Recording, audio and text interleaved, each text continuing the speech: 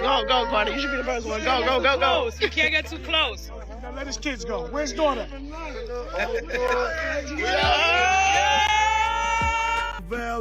New York. Yes, sir. Fresh out the can. Damn. Over 18 stretch. Damn. They gave me 7 and 5. Max B when he gets Nah, it. Max B. Okay. Max, out of here. People don't play with me with that conversation. Ain't nobody can tell me nothing about that. That's the first thing I say. You heard? Okay. That's how you feel. That end the deal for anybody. There ain't no Max talking about conversation. Period. Max B just stepped back on the streets after almost 16 long years locked up, fighting case after case, never letting his name fade for a second. The wave slipped right back outside like he hit pause and unpaused life, but not everyone is cheering his return. How you I feeling feel right righteous. Damn.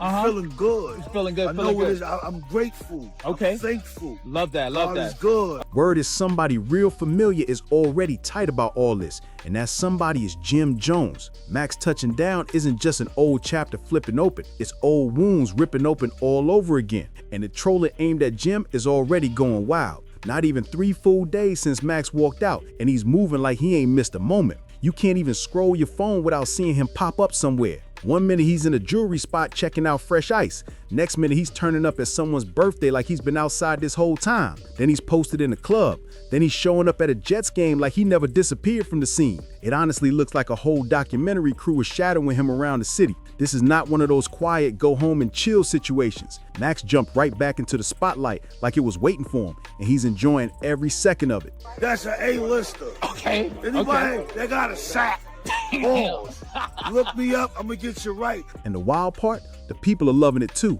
This is easily one of the most hype homecomings hip-hop has seen in years, and fans been waiting over a decade to see the wave glide again. So of course he's everywhere right now. Max didn't just come home, he came home making noise and grabbing every headline in sight. He even dropped a huge moment by proposing to his girlfriend just one day after stepping out, showing he's not wasting a single second starting a brand new chapter in his life. But with all that shine comes drama, because a comeback this loud always wakes up old problems. Suddenly the same old talk is popping up again. Old beefs, snitching whispers, jealousy, folks picking sides, the whole messy mix returning like it never left. But the storyline catching the most heat right now is his long and ugly feud with Jim Jones. Jim spent years trying to distance himself from anything tied to Max, saying it over and over in interview after interview. He kept saying he didn't want to speak on Max, didn't want to deal with Max, didn't want to have anything tied to Max at all. Max B when he gets Nah, it. Max B. Okay. Max got dick. Fuck out of here. All right.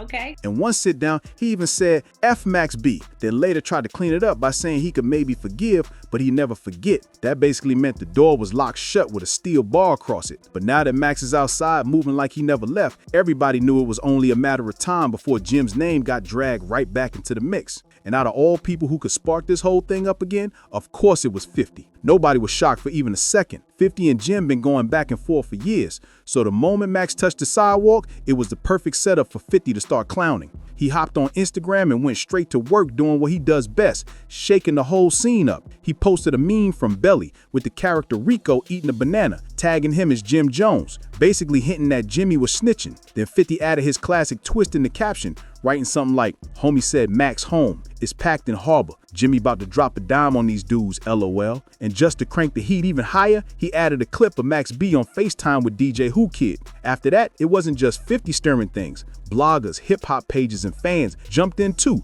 turning every comment section into straight chaos. For anybody who doesn't know, the tension between Jim Jones and Max B was never some tiny rap argument. This situation was deep, personal, and messy on both sides. Back in the mid-2000s, Jim and Max was moving like brothers, for real, locked in at the studio, hanging out, sliding through Harlem together like a unit.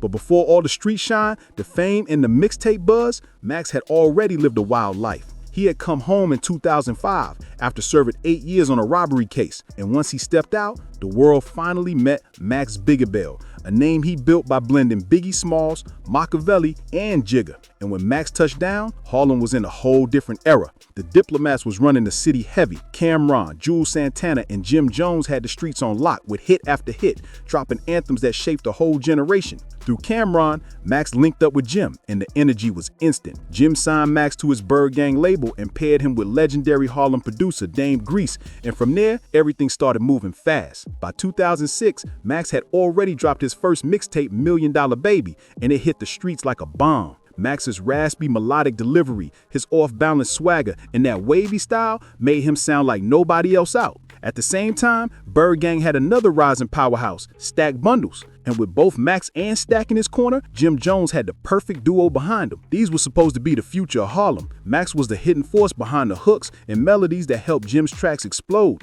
And joints like Baby Girl turned into neighborhood anthems that everybody recognized. Soon the whispering started, people saying Max was the real creative engine behind Jim's new sound. And that's exactly where the tension started creeping in. And when this woman, Gina Marie Conway, a prostitute who'd been with Plowden, told her boyfriend Charlie Wingate, aka Max B, a rapper, about the men's money.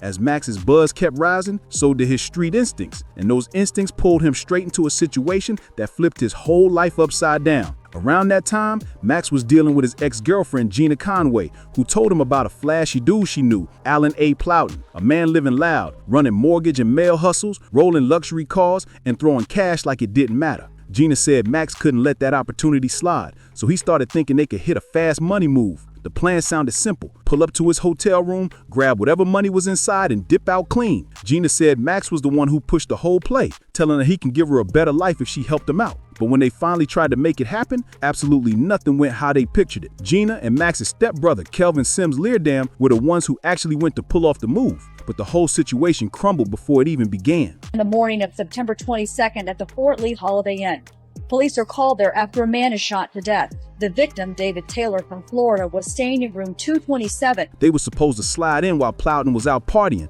but they got lost, missed exits, and spent hours just driving around with no direction. By the time they reached the hotel in Fort Lee, Plowden was already back in his room, asleep next to another woman. That alone threw the whole plan off. But then things took an even darker turn. Another man, David Taylor, walked in unexpectedly, someone who wasn't part of anything they planned. Sims panicked and pulled a gun, and in the chaos, Taylor was tragically shot. Just like that, what was supposed to be a quick robbery turned into a serious criminal situation, and everything fell apart instantly. Gina was picked up first, and when the pressure hit, she folded fast. She handed investigators a massive 169-page statement telling them everything she knew and pointing straight at Max, claiming he was the one who set the whole thing up. According to her, he was the mastermind, the one who convinced her to help out by promising a better life if the move went right. She said once things went wrong, she told investigators everything just to protect herself. And once the feds locked in her statement, they came for Max heavy. He was arrested and hit with serious charges, including felony murder, even though he wasn't physically at the hotel that night. Max's bail was set at a huge $2 million,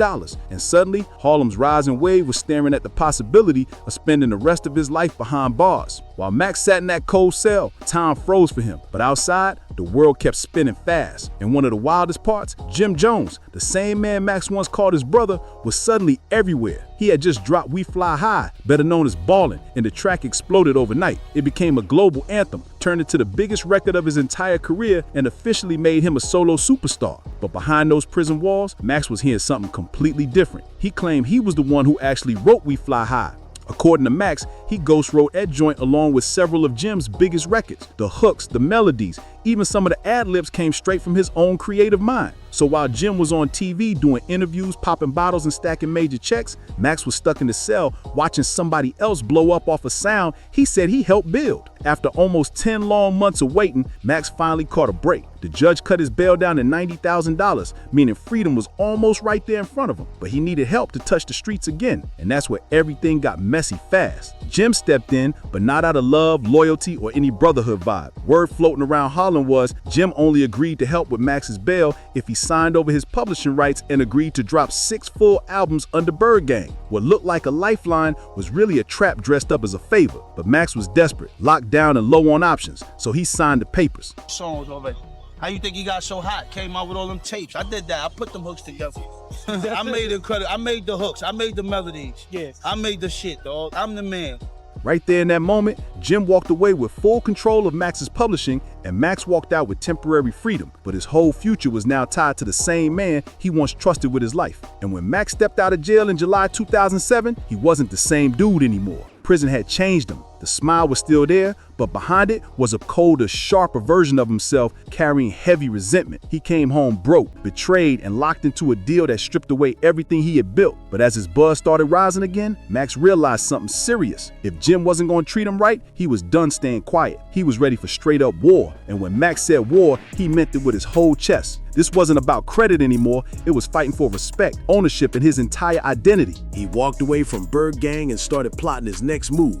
If Jim was going to make money off his name, Max was ready to let the whole world know the real story. Absolutely nothing was off limits anymore. That's exactly when French Montana stepped into the picture. Back then, French wasn't the superstar everybody knows today. He was a Bronx street figure known for his Cocaine City DVD series, a raw and unfiltered look into real Bronx life. French already had his own issues with Jim after a shooting situation created tension and rumors. So when Max and French connected, it wasn't just about dropping music, it was about lining up for revenge. Max and French teamed up and built Coke Wave, and it quickly turned into more than a squad. It became a full-blown movement. They were the underdogs, shooting straight at the industry from the underground, and they weren't scared of anybody. Max knew he didn't have a label behind him, but he had something way stronger. The streets rocked with him heavy, so he kept feeding the people non-stop, dropping mixtape after mixtape, giving away music for free, making sure nobody could silence his voice. But Max didn't stop at music. He turned his whole situation with Jim Jones into entertainment. Every interview, every freestyle, every appearance,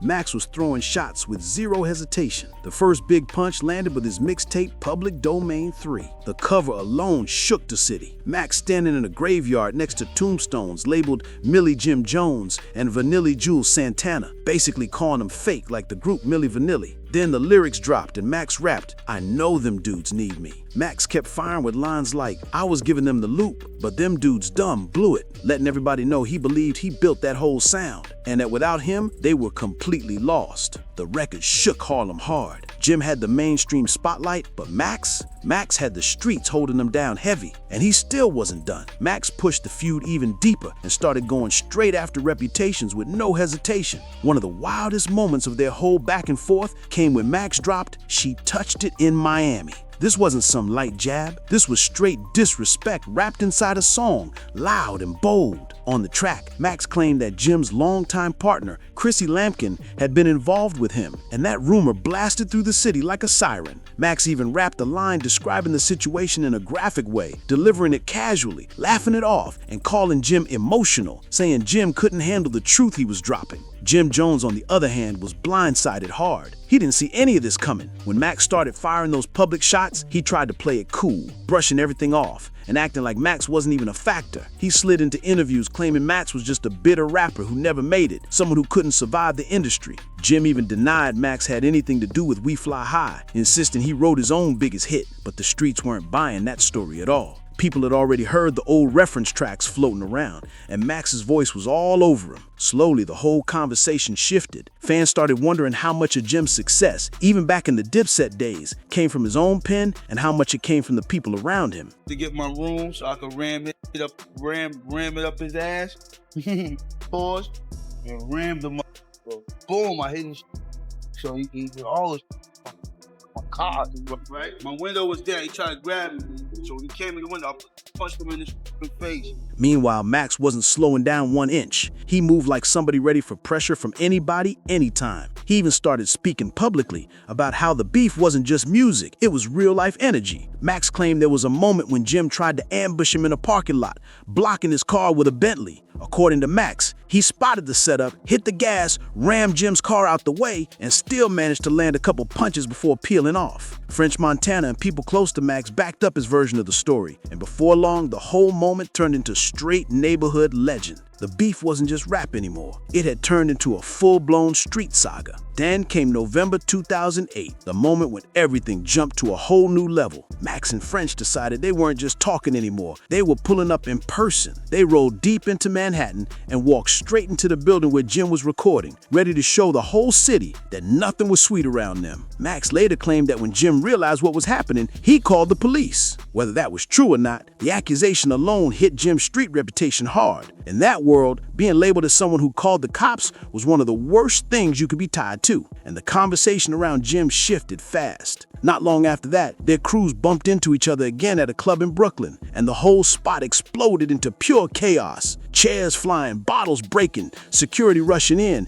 even police and canines storming the place. The whole scene got wild fast. And once the dust settled, it was clear Max had done way more than just trade shots with Jim Jones. He flipped the entire narrative around himself. Suddenly, Jim started turning into a punchline, someone people joked about, while Max became a full-on cult figure, a street legend who didn't need a label, didn't need industry support, and still managed to shake the whole culture. But while Max kept dropping music and feeding the fans non-stop, the law was closing in, and eventually everything caught up to him. Where Ivy at? They ain't know we was out this early.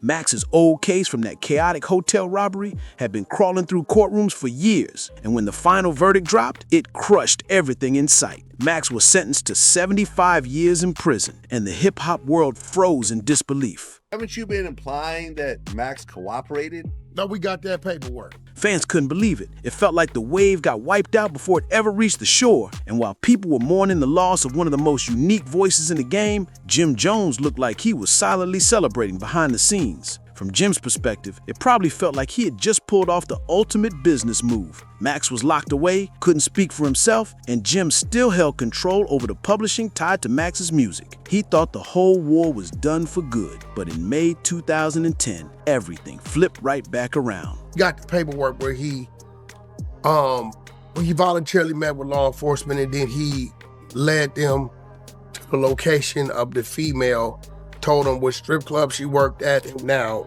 the conversation came up on how he went from 80 to 20 years. A judge ruled that Jim Jones no longer had any control over Max B's music. The court found that Max had completed every requirement in both his 2005 and 2007 contracts, which meant he was officially free from Jim's grip. Then came the real miracle. Max's massive 75-year sentence got chopped down to 20 and later again to just 12. Little by little, daylight started creeping back in. And after all those years, the man who built a whole new sound from inside a jail cell finally made it home. And even with his release, the internet couldn't help themselves. Controversy came flying right back up. The moment news leaked that Max was getting close to touching the streets again, the same old echoes followed. Snitching rumors. These types of accusations always pop up whenever a rapper beats a heavy sentence, and Max was no exception. This time, the person pushing the storyline was none other than Wack 100. He jumped out saying he had paperwork claiming Max cooperated with authorities while he was locked up. In a Vlad TV interview,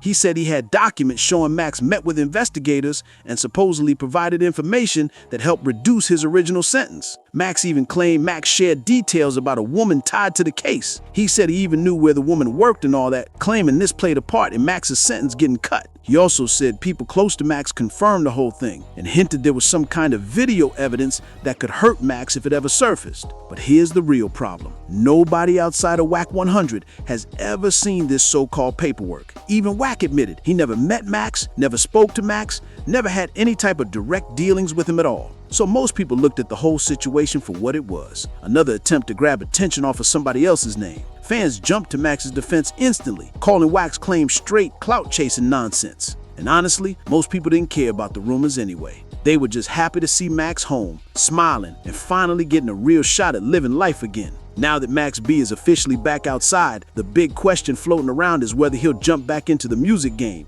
and if this new generation will embrace him the way the old one did. The industry changed a lot since he first touched down, but the streets don't forget their legends. For now, Max looks like he's just enjoying his freedom, soaking up the love, reconnecting with his people, and feeling the energy that's been waiting for him all these years. His comeback is stirring the whole culture up again. His name is ringing everywhere, and the buzz around him is louder than ever. Whether he drops new music tomorrow or takes his time, one thing is clear. The wave is back, and the city can feel it already. If you rocked with this story, make sure you hit that like button, subscribe to Plug Room, drop a comment, and share this video so the algorithm pushes it out even harder. Let's hype this video up.